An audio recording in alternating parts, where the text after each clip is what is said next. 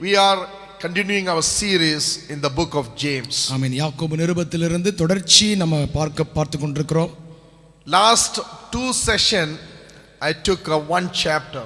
ஆமென். கடந்த ரெண்டு செஷன்ல ஆமென் ஒரு அதிகாரத்தை பாஸ்டர் அவர்கள் பகிர்ந்து கொண்டார்கள். And we learned lot of significant truth themes in that chapter. அந்த முதல் அதிகாரத்தில் இருக்கிறதான அந்த யாக்கோபு நிருபத்திலே அநேக முக்கியமான சில தனித்தன்மையான காரியங்களையும் ஆழமான சத்தியங்களையும் நாம் அறிந்து கொண்டோம். Book of James is a wisdom literature in the New Testament as like Proverbs in the Old Testament. ஆமென். பழைய ஏற்பாட்டிலே ஆமென் நீதிமொழிகள் இருக்கிறது போல புதிய ஏற்பாட்டிலே இந்த யாக்கோபு நிருபம் ஒரு நல்ல ஒரு ஞான நூலாக இருக்கிறது. We can see lot of spiritual truth inside in this book. இந்த புத்தகத்திலே அநேக ஆவிக்குரிய சத்தியங்கள் ஆழமாக இருக்கிறதை நம்ம பார்க்கிறோம். Chapter 1 we saw trials and temptation. ஆமென். அநேக சோதனைகளையும் பாடுகளையும் குறித்து முதல் அதிகாரம் நமக்கு கற்றுக் கொடுக்கிறது. You know, James says consider joy when various kinds of trials come in your life. ஆமென். பலவிதமான சோதனைகளிலே நீங்கள் அகப்படும்போது மகிழ்ச்சியாக இருங்கள் என்று யாக்கோபு சொல்கிறார். There is a progressiveness in trials. அந்த சோதனையிலே ஒரு வளர்ச்சியை பார்க்கிறோம். In trials it leads to patience and patience lead to maturity, maturity lead to completion. ஆமென். சோதனை பொறுமையையும் அந்த பொறுமை நம்பிக்கையையும் அந்த நம்பிக்கை நம்மை ஆமென் மறுரூபப்படுத்துகிறதுமாக நிறைவு செய்கிறது. When trial comes we trust God, depend upon God, it leads to maturity, it leads to patience, patience lead to maturity, correction, direction, then slowly completion. We grow in the Lord. சோதனைகள் நம்முடைய வாழ்க்கையில வரும்போது ஆமென் நம்முடைய வாழ்க்கையில அது பொறுமையை கற்றுக் கொடுக்கிறது. அந்த பொறுமையினூடாக நம்முடைய வாழ்க்கையில ஒரு ஆவிக்குரிய முதிர்ச்சி அடைகிறோம். அந்த முதிர்ச்சியை அடைந்து நாம ஒரு பரிபூரண நிலைமையிலே அடைந்து நல்ல ஒரு கிரியைகளை நமக்கு கற்றுக் கொடுக்கிறது. And also we saw temptation, the progressiveness, the pathway of temptation. Temptation comes, the desire comes, it entices us, then it leads to sin, sin lead to death. ஆமென். சோதனை நம்முடைய வாழ்க்கையில அது வரும்போது அது நம்முடைய வாழ்க்கையிலே பாவத்திற்கு நேராக நடத்துகிறது. அந்த பாவம் நம்மை மரணத்துக்கு நேராக நடத்துகிறது. So we saw all this truth, spiritual truth. இந்த ஆவிக்குரிய ரகசியங்களை நாம கற்றுக்கொண்டிருந்தோம். Then we studied about wisdom. We need wisdom. If anyone lack wisdom, let him ask God. He is a God who gives us liberally. ஆமென். ஞானத்தை குறித்து நம்ம பார்த்தோம். யாராகிலும் ஞானத்திலே குறைவுள்ளவனாய் இருந்தால் தேவனிடத்திலே கேட்க கடவன், அவனுக்கு அவன் நிறைவாய் கொடுக்கிறார் என்று நம்ம பார்த்தோம். We all try to get knowledge that we get accumulated from information around us. ஆமென். நம்மை சுற்றிலும் இருக்கிறதான இந்த சூழ்நிலையின் மூலமாக அறிவை நம்ம பெற்றுக்கொள்ள முயற்சிக்கிறோம். Many people have understanding, that is interpretation of our knowledge. அநேகர் இப்படிப்பட்டதான அந்த அறிவை ஜனங்கள் இப்படி பெற்றுக்கொள்கிறார்கள். But wisdom is we need in our life, that is to apply practical life every day. Small decision, big decision, how we need to apply in our life. ஆமென். ஞானமானது சின்ன தீர்மானங்களோ பெரிய தீர்மானங்களோ எப்படி நம்முடைய வாழ்க்கையில அபியாசப்படுத்த வேண்டும் என்பதை நம்ம அறிந்து கொள்வதற்கு Let's turn our Bible to James chapter 2. ஆமென். யாக்கோபு நிருபம் 2ஆம் அதிகாரத்துக்கு நேராக உங்கள் வேதத்தை திருப்பிக் கொள்ளுங்கள். James chapter 2 has two significant spiritual truths. ஆமென். யாக்கோபு 2ஆம் அதிகாரத்திலே ரெண்டு மிக முக்கியமான ஆவிக்குரிய ரகசியங்கள் கொடுக்கப்பட்டிருக்கிறது. One is talking about favoritism. We can see verse 1 to 13. 1 முதல் 13 வரை நம்ம பார்க்கும்போது பட்சபாதத்தை குறித்து சொல்லப்பட்டிருக்கிறது. Second talks about verse 14 to 26, the faith and work. ஆமென். 14 இருந்து 26 நம்ம பார்க்கும்போது விசுவாசத்தை குறித்தும் கிரியைகளை குறித்தும் சொல்லப்பட்டிருக்கிறது. As a Christian, we have to learn this truth in a very deeper, clear way. கிறிஸ்தவர்களாகிய நாம் இந்த சத்தியத்தை மிக தெளிவாகவும் மிக ஆழமாகவும் அறிந்து கொள்ள வேண்டும். So I want your attention to listen very carefully. நீங்கள் இந்த காரியங்களை நீங்கள் கவனமாக கேட்கும்படி உங்களை நான் கேட்கிறேன். Being a Christian follower of Christ, disciple of Jesus Christ, கிறிஸ்துவை பின்பற்றுகிற கிறிஸ்துவின் சீஷர்களாய் இருக்கிற நாம், the world is watching you. இந்த உலகம் உங்களை கவனிக்கிறது. There are many genuine good people. They watch you to see your life to be fruitful, so that people see your life and say there is good in you and they will glorify the Father in heaven. அநேகர் உங்களை சுற்றிலும் இருக்கிறவர் உங்களை கவனிக்கிறார்கள், உங்களுக்குள் இருக்கிற கிரியைகளையும் நற்பண்புகளையும் கண்டு அவர்கள் கர்த்தரை மகிமைப்படுத்துகிறார்கள். There are many people who watch your life and see you to mess up, you to fall, you to destroy your life. அநேகர் உங்கள் வாழ்க்கையை பார்த்து அவர்கள் நீங்கள் விழ வேண்டும், நீங்கள் ஆமென் அசம்பாவிதத்திலே போக வேண்டும், நீங்கள் அப்படி இருக்க வேண்டும் என்று சொல்லி நினைக்கிறார்கள். Then they will say, see Christians, see how they are living, how nasty they are living, their lifestyle. They will say, they say that, saying that Christianity is not good. ஆமென். சிலர் நம்முடைய வாழ்க்கையை கண்டு அவர்கள் நம்மை குறை சொல்லுவார்கள், ஆமென், நம்ம கேவலமாக இழிவாக பேசுவார்கள், கடைசியாக சொல்லுவார்கள் கிறிஸ்தவம் நல்லதல்ல என்று சொல்லுவார்கள். If you months back, one person came to me from other faith and said, see that fellow, he named that person and said, see that fellow, how he is dealing, how he is living a life. He is a Christian.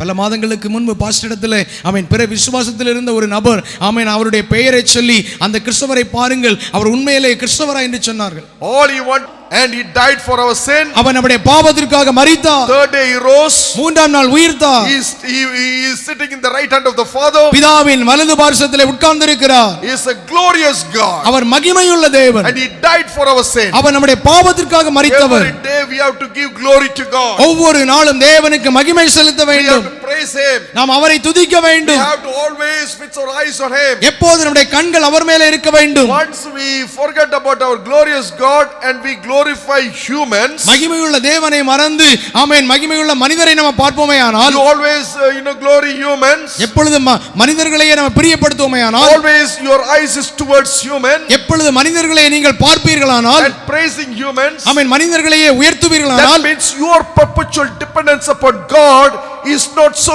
good. Your dependence is for human glory. அப்படி என்று சொன்னால் நீங்கள் மகிமையுள்ள தேவனை நீங்கள் முக்கியப்படுத்தவில்லை, மகிமைப்படுத்தவில்லை, மனிதர்களை நீங்கள் முக்கியப்படுத்தி அவர்களை மகிமைப்படுத்துகிறீர்கள். That is what it says here.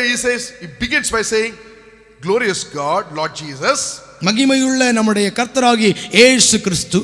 Then verse 2 is giving an example. இரண்டாவது வசனத்திலே ஒரு நல்ல உதாரணம் கொடுக்கிறார். Suppose a man comes into your meeting, ஒரு கூட்டத்திற்கு ஒரு மனிதன் வருகிறான், wearing a gold ring, நல்ல ஒரு பொன் மோதிரத்தை அணிந்திருக்கிறான், and fine clothes, நல்ல ஒரு மினுக்கான வஸ்திரம் and போட்டிருக்கிறான். a poor man filthy clothes also coming in. ஒரு மனுஷன் கந்தையான வஸ்திரம் தரித்திருக்கிறவனும் வருகிறான். If you show special attention to the man wearing fine clothes and saying, here is your good seat for you, sir, மினுக்குள்ள வஸ்திரம் தரித்தவனை கண்ணோக்கி நீர் இந்த நல்ல இடத்திலே உட்காரும் என்றும், poor man, you go there, தரித்திரனை பார்த்து நீ அங்கே நில்லு, sit அல்லது on அங்கே the floor by my feet, இங்கே என் பாதப்படி அண்டையிலே உட்கார் என்று சொன்னால், have you not discriminated among yourself உங்களுக்குள்ளே பேதகம் பண்ணி தகாத சிந்தனையோட and become judge with evil thoughts? நிதானிக்கிறவர்களாய் இருப்பீர்கள் அல்லவோ. Here says, James says, giving an example, இங்கே ஒரு உதாரணத்தை யாக்கோபு கொடுக்கிறார். he says an example saying that, a rich man, Acts chapter 10 verse 34, it says, அப்போஸ்தலர் 10:34 சொல்லப்படுகிறது, Peter opened his mouth and said to the truth, I perceive that God showed no partiality. அப்பொழுது பேதுரு பேசத் தொடங்கி தேவன் பட்சபாதம் உள்ளவர் அல்ல என்றும், God is not a God of partiality. தேவன் பட்சபாதம் உள்ளவர் அல்ல. Throughout the Bible we can see God is not a God of partiality. வேதம் முழுவதும் நம்ம பார்க்கும்போது தேவன் பட்சபாதம் உள்ள தேவன் அல்ல. We follower of Christ, we should not have the partiality. ஆமென். கிறிஸ்துவை பின்பற்றுகிறவர்களாய் நாம் நம்ம பட்சபாதம் பார்க்க கூடாது. We should not see outward appearance. We have to see their life, their love everyone equally. நம்ம வெளிப்படையாக ஜனங்களை பாராதபடி உள்ளாக எல்லாரையும் ஒன்று போல நேசிக்க வேண்டும். But our thing, our tendency is to see the personality, ஆனால் நம்முடைய மனதானது அவளுடைய காரியங்களை பார்க்கிறது, intellectual, அவளுடைய ஞானத்தை பார்க்கிறது, their money, அவளுடைய பணத்தை பார்க்கிறது, charismatic, அவளுடைய சூழ்நிலை பார்க்கிறது, beauty, அழகை பார்க்கிறது, attractive, அவளுடைய காரியங்களை பார்க்கிறது, fitness, அவளுடைய உடலமைப்பை பார்க்கிறது, talents, musical talent, that this all thing we are so attracted. தாளந்துகள், திறமைகள், இசைத்துறையில் இருக்கிற காரியங்களை கண்டு நாம ஈர்க்கப்படுகிறோம். No talent, shy, reserved people, they cannot quickly learn things, poor, plain, normal people, people are not very much attracted toward this. ஆமென். ஏழ்மையானவர்கள், சாதாரணமானவர்கள், திறமை தாளந்துகள் இல்லாதவர்கள், மிகுந்த ஏழ்மையானவர்கள், அவர்கள் அதிகமாக மற்றவர்களால் ஈர்க்கப்படாதவர்கள். So what happened is they show partiality. ஆமென். அவர்கள் பட்சபாதம் பார்க்கும்போது, outward things more. வெளியே உள்ள காரியங்களுக்கு அதிக முக்கியத்துவம். And James says favoritism is wrong, it is a sin. யாக்கோபு சொல்லுகிறார், பட்சபாதம் என்பது தவறானது, அது ஒரு பாவம். James says, have you discriminated among yourself, become a judge with the evil thought. You judge, you prejudge, prediges, you judge them based on the color of the skin or the state where you come from. People say, I love this state, I don't like this state. Christians, we should not use that kind of things. We should love everyone. That favor, showing favor to certain people and certain people neglecting, and this is all is a sin. ஆமென். சில ஜனங்களை மாத்திரம் நேசித்து சில ஜனங்களை பகைத்து சிலரை ஏற்றுக்கொண்டு சிலரை ஏற்றுக்கொள்ளாமல் இருக்கும்போது இது பாவமாக இருக்கிறது. Our country has going through lot of problem, rich and poor, caste system, casteistic practices they do outside the church, inside the church. Everywhere discrimination is there in the Christian community. ஆமென். நம்முடைய தேசம் अनेक காரியங்களினாலே அது பாதிக்கப்படுகிறது. ஏழை பணக்காரன், ஆமென், சமூகத்திலே பார்க்கும் பொழுது ஆமென், ஜாதி முறை இப்படிப்பட்டதான காரியங்கள் ஆமென் இன்றைக்கு கிறிஸ்தவ வட்டாரத்திலும் அதிகமாக பாதிப்பை ஏற்படுத்துகிறது. Certain people have certain favorite groups. சில ஜனங்கள் சிலரை மாத்திரம் ஆமென் ஏற்றுக்கொள்வார்கள். Money people one group.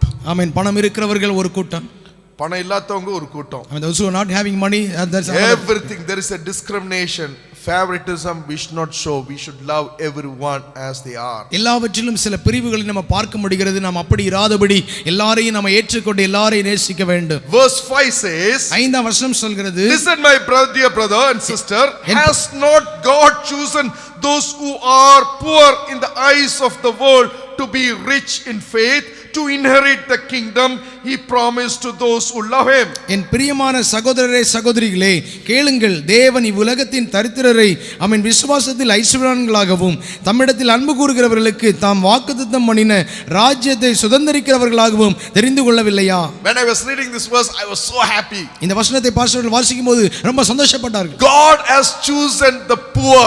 கர்த்தர் ஏழ்மையான ஜனங்களை தெரிந்து கொண்டிருக்கிறார். God is close to the poor and struggling people. ஆமென். ஏழ்மையான ஆமென் வருத்தப்படுகிற ஜனங்களுக்கு ஆண்டவர் மிகவும் நெருக்கமாய் இருக்கிறார். God is saying that you are poor, yes, but you are rich in faith. நீங்கள் தரித்திரராய் இருக்கலாம், ஆனால் நீங்கள் விசுவாசத்திலே ஐஸ்வர்யவான்களாய் இருக்கிறீர்கள். You will inherit the promises, you will inherit the kingdom. நீங்கள் தேவனுடைய ராஜ்யத்தை சுதந்தரிப்பீர்கள்.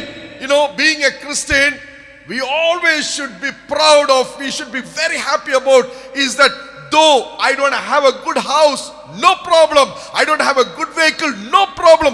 I don't have anything in this world, no problem. But I have faith in Jesus. That is rich.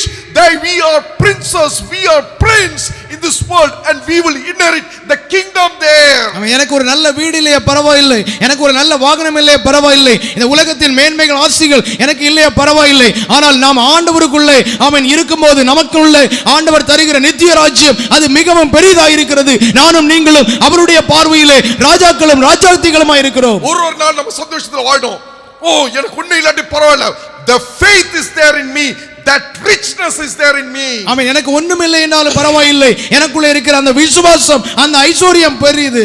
Therefore one day I will inherit that eternity, that kingdom of God. ஆகவே அந்த தேவனுடைய ராஜ்யத்தை அந்த நித்திய ராஜ்யத்தை நான் சுதந்தரிப்பேன். Your salvation cannot be compared to anything in this world. உங்களுடைய ரட்சிப்பு இந்த பூமியிலே எதோடும் கூட ஒப்பிட முடியாது. You see around people very rich, everything they may have, they have all kind of material properties, wealth and all kind of things, but Bible says if a person doesn't have Jesus, what does the profit of man gain all this world and lose his soul? இந்த பூமியிலே சுற்றிலும் எல்லாரையும் பாருங்கள், ஆசையுள்ளவர்களை நீங்கள் பார்க்கலாம், எல்லா வசதிகளும் இருக்கலாம், அந்தஸ்து இருக்கலாம், புகழ் இருக்கலாம், மேன்மை இருக்கலாம், ஆனால் ஒருவன் எல்லாவற்றையும் ஆதாயப்படுத்தி தன் ஜீவனை நஷ்டப்படுத்தினால் அவனுக்கு லாபம் என்ன? But a poor person, that faith is there, and Bible clearly says you are rich, than all these people in this world. ஆனால் ஒரு ஏழ்மையான மனிதன், ஒரு தரித்திரன், அவன் அவனுடைய வாழ்க்கையில ஒன்றுமில்லை என்று சொன்னாலும் அவன் கிறிஸ்துவுக்குள்ள விசுவாசத்திலே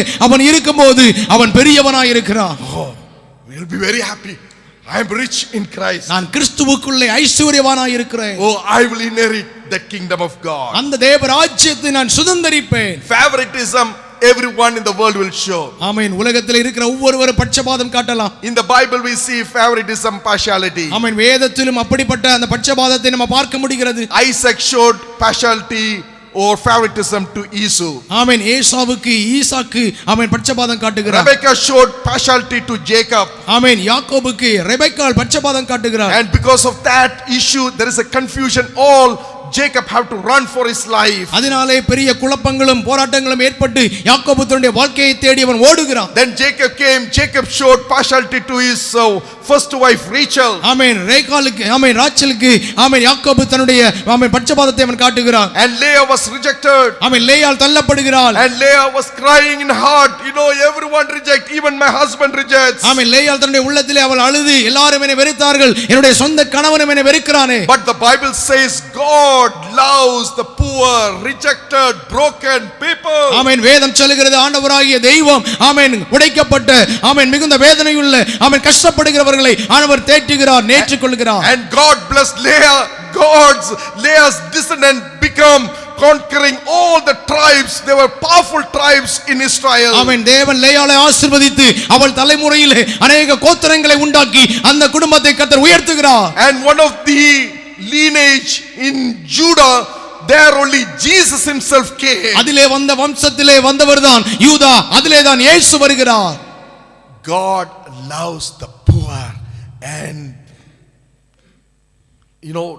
struggling people. தேவன் ஏழ்மையானவர்களையும் ஆமென் மிகுந்த வருத்தத்திலே இருக்கிறவர்களையும் கர்த்தர் நேசிக்கிறார். God concerned for poor. கர்த்தர் ஏழ்மையானவர்கள் மேலே நேசம் கொள்கிறார். And weak. Our குறைவுள்ளவர்களை தேற்றுகிறார். All we need is we have to have faith, rich in our faith. நமக்கு என்ன அவசியம் வேண்டுமானால் நம்முடைய வாழ்க்கையில ஆமென் அந்த விசுவாசம் இருக்க வேண்டும். Since we need to cover a lot, we'll go a little faster. அநேக காரியங்களை நம்ம பார்க்க வேண்டியது இருக்கு. And verse 8 it says, if you keep the Wasipa 8 to உன்னிடத்தில் நீ அன்பு கூறுகிறது போல 8 to 11. பிறனிடத்திலும் அன்பு கூறுவாயாக என்று வேத வாக்கியம் சொல்லுகிற ராஜரீக பிரமாணத்தை நீங்கள் நிறைவேற்றினால் நன்மை செய்வீர்கள். பட்சபாதம் உள்ளவர்களாய் இருப்பீர்களானால் பாவம் செய்து மீறினவர்கள் என்று நியாயப்பிரமாணத்தால் தீர்க்கப்படுவீர்கள். எப்படியெனில் ஒருவன் நியாயப்பிரமாணம் முழுவதையும் கை கொண்டிருந்தும் ஒன்றிலே தவறினால் எல்லாவற்றிலும் குற்றவாளியாய் இருப்பான். ஏனென்றால் here James says partiality is a sin. ஆமென். பட்சபாதம் பார்க்கிறது ஒரு பாவம். And he says there is a royal law is there. ஆமென். ஒரு ராஜரீக பிரமாணம் இருக்கிறது. A supreme kingly law, the foundational truth. ஆமென். ஒரு ராஜரீக பிரமாணம் அங்கே ஆமென் நிச்சயமாகவே கொடுக்கப்பட்டிருக்கிறது. That is love your neighbors as yourself. ஆமென். நீ உன்னை நேசிக்கிறது போல மற்றவர்களை நேசி. If you violate the fundamental principle of love, அந்த அன்பின் நியாயப்பிரமாணத்தின் ஒரு காரியத்தை நீ செய்ய தவறினால், if you are not able to you love your neighbors as yourself, ஆமென், நீ உன்னை நேசிக்கிறது போல மற்றவர்களை நீ நேசிக்க தவறினால், you violate the law, the basic, the foundational principle of love. ஆமென், நீ அடிப்படையான அந்த நியாயப்பிரமாணத்தின் அந்த கட்டளையை நீ மீறி விட்டாய். You also break the law.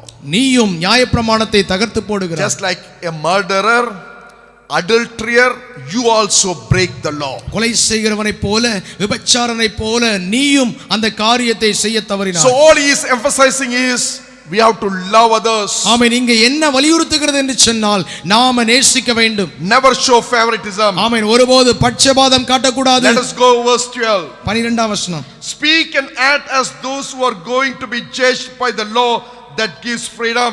சுயாதீன பிரமாணத்தினால் நியாய தீர்ப்படைய போகிறவர்களாய் அதற்கேற்படி செய்யுங்கள். இதுல என்ன சொல்றாங்கன்னா, it says the speech, the words you use, the action you do, everything is accountable to God. நீங்கள் பேசுகிற வார்த்தைகள், செய்கிற செயல்கள் எல்லாம் கர்த்தருக்கு கணக்கு கொடுக்க வேண்டும். One day when you stand before the judgment seat of Christ, every word, every action you do, you have to be accountable to it. நியாய தீர்ப்புக்கு முன்பாக அவரிடத்தில் நீங்கள் நிற்கும்போது நீங்கள் செய்த எல்லா காரியங்களுக்கும் நீங்கள் கணக்குள்ளவர்களாய் இருக்க வேண்டும். And verse 13 it says, because judgment without mercy will be shown anyone who has not been merciful. 13ஆம் வசனம், ஏனென்றால் இரக்கம் செய்யாதவனுக்கு இரக்கமில்லாத நியாய தீர்ப்பு கிடைக்கும். நியாய தீர்ப்புக்கு முன்பாக இரக்கம் மேன்மை பாராட்டும். A person who does not show mercy, அவன் மற்றவருக்கு இரங்காவிட்டால், he is not having that compassion, that care, the love, man, on that day God also will never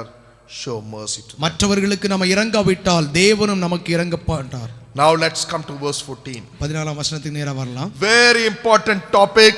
This is very important. Please listen very carefully. இது மிக முக்கியமான ஒரு பகுதி. இதை கவனமாக கேட்கும்படி கேட்கிறேன். It talks about faith without work is dead. ஆமென். கிரியை இல்லாத விசுவாசம் செத்தது.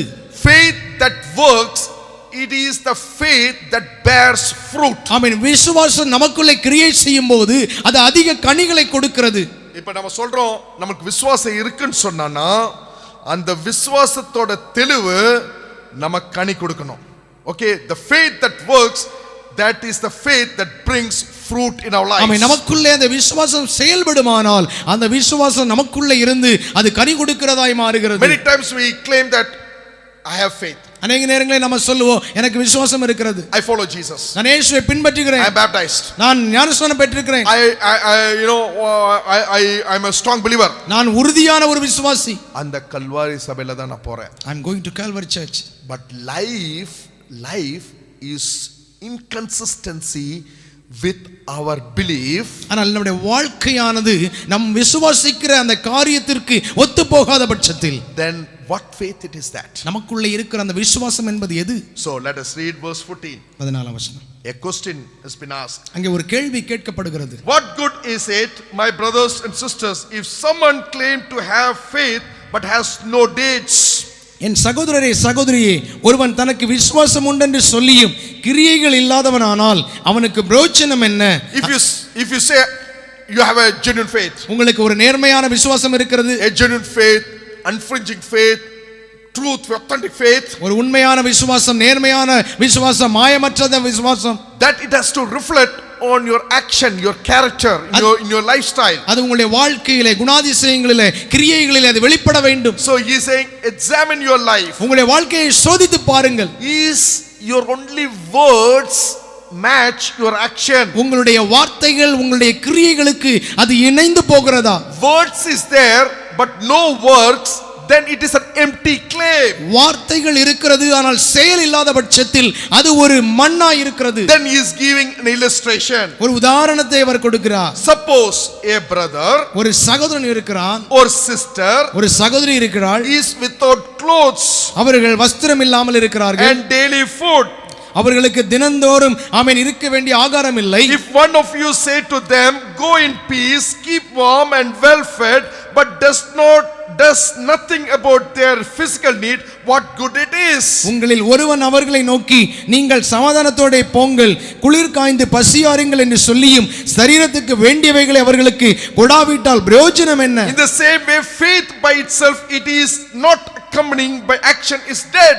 அப்படியே விசுவாசமும் கிரியைகள் இல்லாதிருந்தால் தன்னிலே தானே செத்ததாயிருக்கும். He says, man is giving an example. There is a man, he doesn't have good clothes. ஒரு மனிதன் இருக்கிறான், அவனுக்கு நல்ல ஒரு வஸ்திரம் இல்லை, He is shivering, cold, அவன் குளிரிலே, அவன் குளிர் காய்ந்து கொண்டிருக்கிறான், and he is hungry, he need food. அவன் பசியோடு இருக்கிறான், அவனுக்கு ஆகாரம் தேவை. So a person goes to him and say, brother, no cloth, no food, I will pray for you. அவன் ஒரு சகோதரன் அவரிடத்தில் போய் உனக்கு வஸ்திரம் இல்லையா, அவன் சாப்பிட உணவு இல்லையா, உனக்காக நான் ஜெபிக்கிறேன், I will cry and pray for you. உனக்காக நான் அழுதி ஜெபிக்கிறேன், You go in peace. நீ சமாதானத்தோட போ. But he doesn't do anything in action. What kind of faith it is? ஆனால் எதையும் செயல் அளவிலே அவன் செய்யாத பட்சத்தில் அதனுடைய விசுவாசம் என்பது என்ன? It is only mere words, no action. அது சாதாரண வார்த்தைகளே, அது செயல்கள் அல்ல. I remember 20 years ago, I was working, I and my wife was working in the slums. ஆமென் பாஸ்டரும் மனைவியும் அவர்கள் ஸ்லம்ல அவர்கள் ஊழியம் செய்தபோது And at least 100 children will come in a tiny building. ஆமென் ஒரு சிறிய ஒரு இடத்திலே 100க்கும் அதிகமான பிள்ளைகள் வருவார்கள். So one man, one of my friend, I know him, he is above average, he is little rich guy. ஆமென் ஒரு சகோதரனை நான் அறிந்திருக்கிறார்கள். அவர் நல்ல ஆஸ்தி உள்ளவர். And he came there to see me. அவர் பாஸ்டரை பார்க்கும்படியாக வந்தார். And he saw all these children and saw the pathetic condition and he was really moved. ஆமென் எல்லா அந்த சிறு பிள்ளைகளை பார்த்து மிகவும் அவர் கவலைப்பட்டு அவர் அந்த பிள்ளைகளுக்காக அவர் இறங்கினார். He knows the needs, they need food, they need clothes, they need books for studies, they need Bibles. அவர்களுக்கு உணவு வேண்டும், அவர்களுக்கு உடை வேண்டும், அவர்களுக்கு நல்ல சாப்பாடு வேண்டும், அவர்களுக்கு வேதாகமம் வேண்டும். Children all sang, he shared little encouraging words, then we prayed and lastly he prayed. பிள்ளைகள் எல்லாரும் பாடினார்கள். ஆமென் பிள்ளைகள் எல்லாரும் ஆமென் வசனம் சொன்னார்கள். ஆமென் கடைசியாக அவர் ஜெபித்தார். And he while praying he cried for these children. அவர் ஜெபிக்கும்போது அவர் அழுது ஜெபித்தார். The way he cried, I thought that after his cry he will help all these children. அவர் அழுது ஜெபித்த பிறகு ஆமென் பாஸ்டர் நினைத்தார்கள் இந்த பிள்ளைகள் எல்லாருக்கும் இவர் உதவ போகிறார் என்று நினைத்தார். And their children all will get good food, good books, good dress. But after that he said, God bless you my brother. He said, he hugged and his tears and all came. He hugged me and he went. Till today he never called me. ஆமென் பிள்ளைகளுக்கு ஆமென் நல்ல உணவு கிடைக்கும், நல்ல ஆமென் புத்தகங்கள் கிடைக்கும், நல்ல வஸ்திரங்கள் கிடைக்கும் என்று நினைத்தேன். ஆமென் என்னை கட்டி அணைத்துக் கொண்டார். அவருடைய கண்களில் இருந்து கண்ணீர் வந்தது. ஆனால் இதுவரையிலும் என்னை அவர் கூப்பிடவே இல்லை. Next day one man came. அதற்கு அடுத்த ஒரு நாள் ஒரு மனிதர் வந்தார். He was very ordinary, below average family. அவர் ஒரு சாதாரண மனிதர், ஒரு பொருளாதாரத்தில் மிகவும் பின்தங்கிய ஒரு மனிதர். Hardly 10,000 rupees salary one month. அவர் ஒரு மாதத்திற்கு கிட்டத்தட்ட ஒரு 10,000 ரூபாய் தான் வாங்குவார். And he is having wife and children. அவருக்கு மனைவி பிள்ளைகள் உண்டு. And he came there, he saw all this thing, he did not pray anything, he just went back. Next day he called me and said, Pastor Sunny, I will give 5,000 rupees, please feed the children with some food. அவர் வந்து அவர் ஜெபிக்கவில்லை, அவர் ஒன்றும் செய்யவில்லை. அடுத்த நாள் போய் அவர் pastor இடத்தில் தொடர்பு கொண்டு நான் ஒரு 5,000 ரூபாய் அனுப்புகிறேன், அந்த பிள்ளைகளுக்கு நல்ல வயிறார சாப்பாடு கொடுங்க என்று சொன்னார். I said, brother, no, don't send me. I know it is very difficult for you, you have a family, please don't send me, I said. Pastor அவர்கள் அவரிடத்தில் சொன்னார்கள், ஆமென் உங்களுக்கு குடும்பம் இருக்கிறது, ஆமென் இது நீங்கள் அனுப்ப வேண்டாம், ஆமென் நீங்கள் உங்களுக்கு வைத்துக் கொள்ளுங்கள் என்று சொன்னேன். He said, I was moved by the Lord, I want to do that. நான் கர்த்தரால் ஏவப்படுகிறேன், ஆகவே நான் இதை செய்ய விரும்புகிறேன் என்று வற்புறுத்தினார். See a person's faith. ஒரு மனிதனுடைய விசுவாசத்தை பாருங்கள். A faith that produces action. அந்த விசுவாசம் ஒரு செயலை செய்ய வைக்கிறது. Sometimes they talk too much but their action is nothing. There is no action, there is no evidence. சில நேரங்களில் அவர்கள் அதிகமாக பேசுவார்கள், ஆனால் செயல் அளவிலே பார்க்கும்போது அது கொஞ்சமாகவே இருக்கும். There is a beautiful scripture in 1 John chapter 3 verse 17 and 18. 1 யோவான் 3:17-18 அழகான ஒரு வசனம் இருக்கிறது. But whoever has this world's goods, whoever has the world's goods and sees his brother in need and shut up his heart from him, how does the love of God abide in him? My little children, let us not love in words and in tongues, but in deeds and in truth. ஒருவன் இவ்வுலக ஆஸ்தி உடையவனாயிருந்து தன் சகோதரனுக்கு குறைச்சல் உண்டென்று கண்டு தன் இருதயத்தை அவனுக்கு அடைத்துக் கொண்டால் அவனுக்குள் தேவ அன்பு நிலை கொள்ளுகிறது எப்படி? என் பிள்ளைகளே, வசனத்தினாலும் நாவினாலும் அல்ல, கிரியையினாலும் உண்மையினாலும் அன்பு கூறக் கடவோம். So James is emphasizing your faith should produce, or the outcome is fruit, work, action. ஆமென். யாக்கோபு சொல்லுகிறார், உங்களுடைய விசுவாசம் உங்களுக்குள்ள இருக்கும்போது வெளியே வருவதானது நல்ல கனிகள், நற்பண்புகள், நற்செயல்கள். So when we see, we talk about, Paul, James is saying about action, works. ஆமென். கிரியைகள், ஆமென் கிரியைகள் விசுவாசத்தை குறித்து பேசுகிறார். Then you will ask me, Pastor Sunny, through works we are saved? Amen. Pastor Sunny, amen கிரியையினாலே நம்ம ரட்சிக்கப்படுறோமா? Paul says justification by faith. ஆமென். பவுல் சொல்கிறார், ஆமென் விசுவாசத்தினாலே நம்ம நியாயத்தீர்க்கப்படுகிறோம். In Romans, Galatians, Ephesians is all epistle. He says our salvation is by justification by faith. ஆமென். நீதிப்படுத்துவதன் மூலமாக நம்ம ரட்சிக்கப்படுகிறோம் என்று சொல்லி பவுல் தன்னுடைய நிருபங்களிலே சொல்கிறார். We are saved by grace through faith it is not of works, so that no man shall boast. கிருபையினாலே விசுவாசத்தை கொண்டு ரட்சிக்கப்படுகிறோம், ஆகவே எந்த மனிதனும் மேன்மை பாராட்டுவதற்கு ஒன்றுமில்லை. It is the finished work of Christ on the cross of Calvary. இது கல்வாரி சிலுவையிலே நமக்காக கிறிஸ்து எல்லாவற்றையும் நிறைவேற்றி இருக்கிறார். By works we can't earn our salvation. ஆமென். நம்முடைய கிரியைகளினாலே நம்முடைய ரட்சிப்பை பெற்றுக்கொள்ள இயலாது. Through doing some good work, giving to the Lord, or doing something, we will not get salvation. சில நற்காரியங்களை செய்வதன் மூலமாகவோ தேவனுக்கு கொடுப்பதன் மூலமாகவோ நாம் அந்த ரட்சிப்பை பெற இயலாது. It is the finished work of Christ. இது கிறிஸ்துவின் நிறைவு பெற்ற கிரியை. In other religion says you do something, you will be saved. மற்ற மதத்திலே சொல்வார்கள், நீங்கள் இதை செய்யும்போது இது உங்களுக்கு கிடைக்கும். Different kinds of marga you have to do. ஆமென். சில விதமான மார்க்கங்கள் இருக்கின்றன. You have to help, then you earn your salvation. நீங்கள் உதவி செய்யும்போது நீங்கள் உங்களுக்கு அந்த ரட்சிப்பு கிடைக்கும். But Christianity is not all Christ did on the cross of Calvary. ஆனால் கிறிஸ்தவத்திலே அப்படி அல்ல. கிறிஸ்து நமக்காக எல்லாவற்றையும் நிறைவேற்றி இருக்கிறார். By grace, by faith we are saved. ஆமென். கிருபையினாலே விசுவாசத்தினாலே ரட்சிக்கப்பட்டிருக்கிறோம். He died on the cross and third day he resurrected. Now the door is open, anyone can come. ஆமென். இயேசு நமக்காக மரித்தார், அவர் உயிர்த்தெழுந்தார், அந்த கதவானது திறக்கப்பட்டிருக்கிறது, யார் வேண்டுமானாலும் கடந்து வரலாம். Then you may ask, Pastor Sunny, why it matters? Work is matters. ஏன் அந்த கிரியை அவசியம் என்று சொல்லி நீங்கள் பாஸ்டர் சன்னி என்று கேட்கலாம். What I do, நான் என்ன செய்கிறேன், where I go, எங்கே நான் போகிறேன், how I behave, எப்படி நான் செயல்படுகிறேன், how I live, எப்படி நான் வாழ்கிறேன், where I hang around, எங்கே நான் சுற்றுகிறேன், whatever I do, என்னென்ன செய்கிறேன், what it matters. அது எதை குறிக்கிறது? My brothers and sisters, let me say you, it matters. கிறிஸ்துவுக்குள் அன்பான சகோதரனே சகோதரியே, அது சிலதை குறிக்கிறது. People are not attracted if your faith doesn't produce in action. உங்களுடைய விசுவாசம் கிரியைகளை அது செயல்படாத பட்சத்தில் ஜனங்கள் உங்களை ஈர்க்கப்பட முடியாது. Your behavior inconsistent with your belief, உங்களுடைய விசுவாசத்திலே உங்களுடைய கிரியைகள் நிலைத்திருக்குமே ஆனால் it is a dead faith. அது ஒரு செத்த விசுவாசம். See, if you see James and Paul, ஆமென். யாக்கோபுவையும் பவுலையும் பாருங்கள். Paul's teaching on salvation, ஆமென். பவுல் ரட்சிப்பை குறித்து பேசும்போது, and James about work, ஆமென், யாக்கோபு கிரியையை குறித்து பேசும்போது, it is not contradicting. அது ஒன்றுக்கொண்டு முரண்பாடானது அல்ல. It is not contrary. அது ஒன்றுக்கொண்டு முரண்பாடானது அல்ல. It is complementing one another. அது ஒன்றை ஒன்று இசைந்து போகிறது. Paul deals with Jewish legalistic group.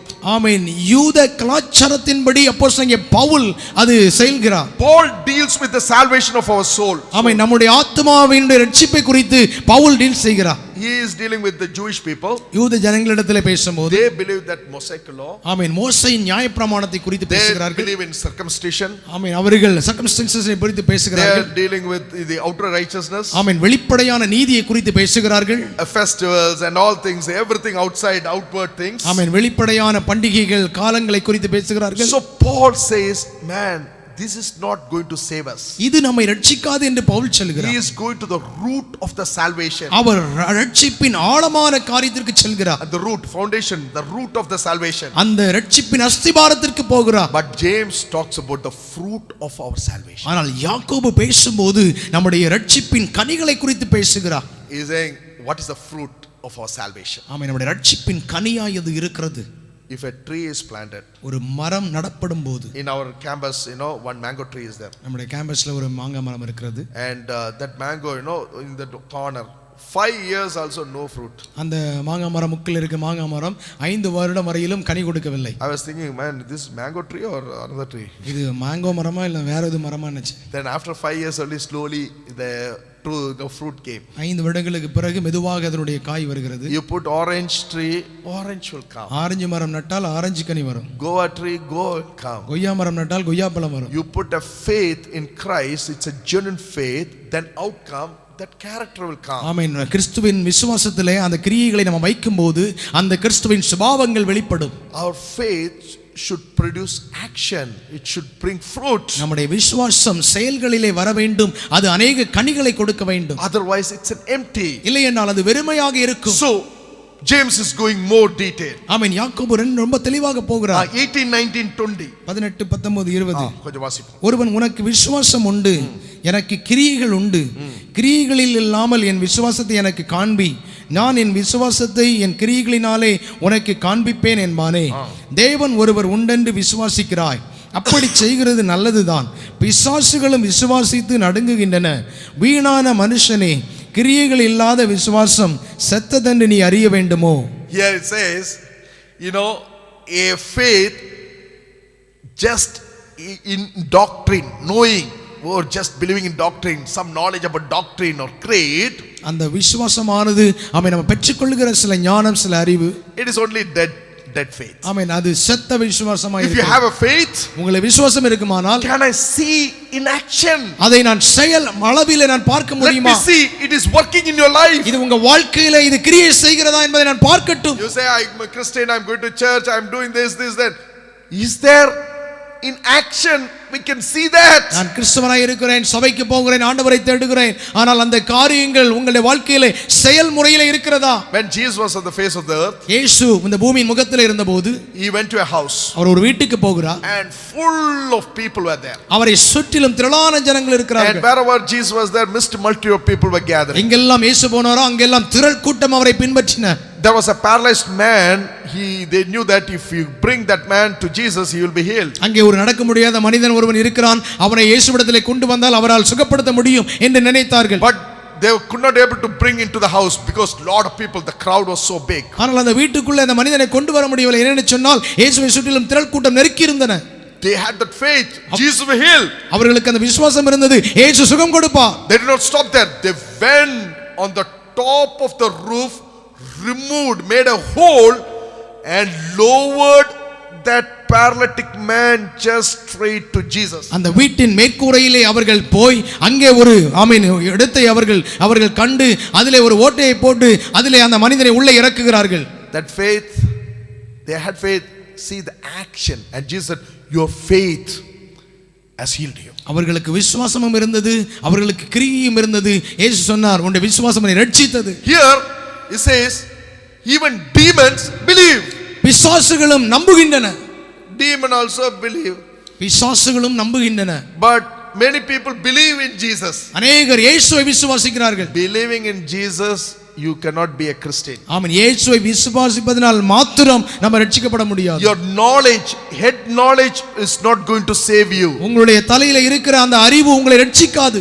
Unless until you trust God, you obey God, you surrender God to God, you will not experience that salvation. ஆமென். கர்த்தரை முழுவதுமாக நம்பாத, கர்த்தரை சார்ந்திராத பட்சத்தில் நம்முடைய வாழ்க்கையில அந்த ரட்சிப்பை அனுபவிக்க முடியாது. Intellectual knowledge and say God is real, God is powerful, God is sovereign, God created this, God is existing. All we can say, it is there only here, but it is not here.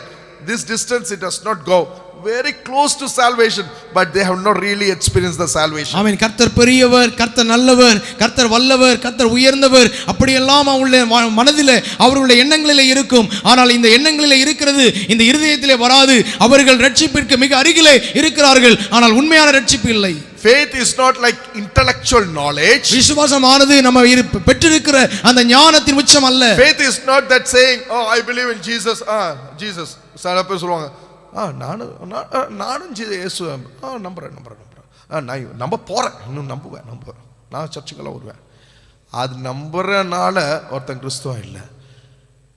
You believe in Jesus. I believe God is great, God is wonderful, God is sovereign, God is real, God is existing, God can do great things.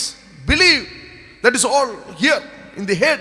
It is intellectual knowledge. கர்த்தர் பெரியவர், கர்த்தர் வல்லவர், கர்த்தர் நல்லவர் என்று சொல்லி அதையெல்லாம் நாம் நினைக்கிறோம், அதெல்லாம் நம்முடைய மனதிலே இருக்கிறது. That is the right theology, but that theology they are not submitting their life into it. அது சரியான ஒரு இறையியல், ஆனால் அந்த சரியான அந்த இறையியல் தத்துவத்தை அவருடைய வாழ்க்கையிலே செயல்படுத்தவில்லை. Satan knows all these things. He has the all understanding about Lord Jesus Christ. ஆண்டவராய் இயேசுவை குறித்து சாத்தான் மிக தெளிவாக அறிந்திருக்கிறான். The difference is he is not obedient, he is rebelling, he is not submitting. எல்லாம் தெரியும், ஆனா அந்த ரிபெலியஸா இருப்பாங்க. நான் போக மாட்டேன். பாஸ்டர் எல்லாம் வந்து ரொம்ப நேரம் கூப்பிடுவாங்க, வாப்பா சர்ச்சுக்கு வாங்க, நான் வரமாட்டேன், நான் வர மஸ்ட் சொல்லிட்டு விட்டுருவாங்க. ரிப்பலியஸ் அப்படியே இருப்பாங்க. எல்லாம் தெரியும், ஆனால் அந்த ரிப்பலியஸாக இருப்பாங்க. they will never obey it and put it to the heart. அவர்கள் ஒருபோதும் அதை ஏற்றுக்கொள்ளாமல் முரண்பாடாய் இருப்பார்கள். அவர்கள் கீழ்ப்படிய மாட்டார்கள். அந்த நாலேஜ் உள்வாங்க மாட்டாங்க. ரிபலியஸாக இருப்பாங்க, ரிபலியஸாக ப்ரைட்ஃபுல்லாக இருப்பாங்க. நான் போக மாட்டேன், எவ்வளோ கூப்பிட்டாலும் நான் வரமாட்டேன், எனக்கு கடவுளெல்லாம் தேவையில்லை. எல்லாம் தெரியும், நாலேஜ் எல்லாம் இருக்குது. சில பேரெல்லாம் ரொம்ப படிச்சிருக்கிறாங்க, எல்லா அறிவும் இருக்குது, பயங்கரமாக இருக்குது, நாலேஜ் இருக்குது. பட் அது கீழ்ப்படியல் இல்லை. there is no submission, no surrender. அவர்கள் ஒப்பு கொடுக்காமல், அவர்கள் கீழ்ப்படியாமல் இருக்கிறார்கள். Genuine faith is trusting in God, manifesting itself by surrendering our heart towards him. நேர்மையான விசுவாசம் அந்த வெளிப்படையான கிரியை நம்மை முற்றிலுமாக இயேசுவிடத்திலே அர்ப்பணம் செய்ய வேண்டும். We are submitting ourselves to him, நம்முடைய வாழ்க்கையை அவருக்கு அர்ப்பணிக்க வேண்டும். and that leads to action. அது நம்மை கிரியைகளிலே நடத்துகிறது. And in that James is giving a perfect example. அங்கே யாக்கோபு ஒரு நல்ல உதாரணத்தை கொடுக்கிறார். And he says verse 20, 21 and 22. 21 இருந்து 22 வரை. வீணான மனுஷனே, கிரியைகள் இல்லாத விசுவாசம் செத்ததென்று நீ அறிய வேண்டுமோ? நம்முடைய பிதாவாகிய ஆபிரகாம் தன் குமாரன் ஈசாக்கை பலிபீடத்தின் மேல் செலுத்தின போது கிரியைகளினாலே அல்லவோ நீதிமானாக்கப்பட்டான். விசுவாசம் அவனுடைய கிரியைகளோடு கூட முயற்சி செய்து கிரியைகளினாலே விசுவாசம் பூரணப்பட்டதென்று காண்கிறாயே. Yes, then he is talking about verse 24. In verse 25 he talks about Rahab. அந்த 25ஆம் வசனத்திலே ராகாபை குறித்து பேசப்படுகிறது. See, two person is talking. ரெண்டு நபரை குறித்து பேசுகிறார். Abraham and Rahab. Abraham, Rahab. Abraham patriarch. Abraham முற்பிதா. Oh, well known person. அவர் மிகவும் அறிந்தவர். Rich man. நல்ல ஐஸ்வர்யவான். Lot of wealth. அநேக ஆஸ்திகள் இருந்தன. But this fellow, he believed, not only believed, he had action. What he believed, he practiced. அவர் விசுவாசித்தவர் மாத்திரமல்ல, அவர் விசுவாசித்ததை தன்னுடைய வாழ்க்கையிலே பயிற்சி செய்தார். Rahab was a prostitute. Rahab ஒரு வேசி, rejected by people. சமுதாயத்தால் தள்ளப்பட்டவள். But her story also mentioned, she believed in God, she acted on it. அவள் தேவனை விசுவாசித்தாள், அவள் தேவனை ஏற்றுக்கொண்டாள். You know the story of Abraham and Sarah. They had, when the old age, God gave them a child. Abraham சாராளை பற்றி நீங்கள் நன்றாக அறிந்திருக்கிறீர்கள். வயது முதிர்ந்த காலத்திலே ஆண்டவர் ஒரு குழந்தை கொடுக்கிறார். Then God gave a promise. Abraham, see, your descendants will be multiplied like stars of the sky. ஆமென். கர்த்தர் ஆபிரகாமை பார்த்து சொன்னார், ஆபிரகாமே, உன்னுடைய தலைமுறைகள் வானத்து நட்சத்திரங்களைப் போல பெருகும். Abraham might be very happy. Abraham ஒருவேளை சந்தோஷப்பட்டிருக்கிறார். My descendants, my client, they are all going to multiply all over the world. என்னுடைய தலைமுறைகள், என்னுடைய சந்ததி உலகம் முழுவதும் பரம்ப போகிறது என்பதை நினைத்தார். One day God said, Abraham, take your son, only son Isaac, go to the Mount Moriah and sacrifice him. ஒரு நாள் கர்த்தர் அவரை பார்த்து சொன்னார், உன்னுடைய ஒரே பேரான குமாரனாகிய ஈசாக்கை எடுத்துக்கொண்டு மோரியா மலையின் மேலே அங்கே குறிக்கப்பட்ட ஒரு இடத்திலே போய் பலியிடு என்று சொன்னார். பையனுக்கு 25 வயசு இருக்கும். ஆமென். He will be almost like 25 years. And Abraham takes his only son Isaac to the Mount Moriah. He obeyed what God said him to do, to sacrifice him. ஆமென். கர்த்தர் சொன்ன காரியத்திற்கு கீழ்ப்படிந்து தன்னுடைய 25 வயது மகனை அவர் அழைத்துக் கொண்டு மோரியா தேசத்துக்கு போகிறார். That is why James says, Abraham believed God, it is credited to him as righteousness, and he was called God's friend. Amen. Abraham தேவனை விசுவாசித்தான், அது அவனுக்கு நீதியாக எண்ணப்பட்டது என்கிற வேத வாக்கியம் நிறைவேறிற்று. அவன் தேவனுடைய சிநேகிதன் எண்ணப்பட்டான். He obeyed what he believed, he obeyed. அவன் எதை விசுவாசித்தானோ அதற்கு கீழ்ப்படி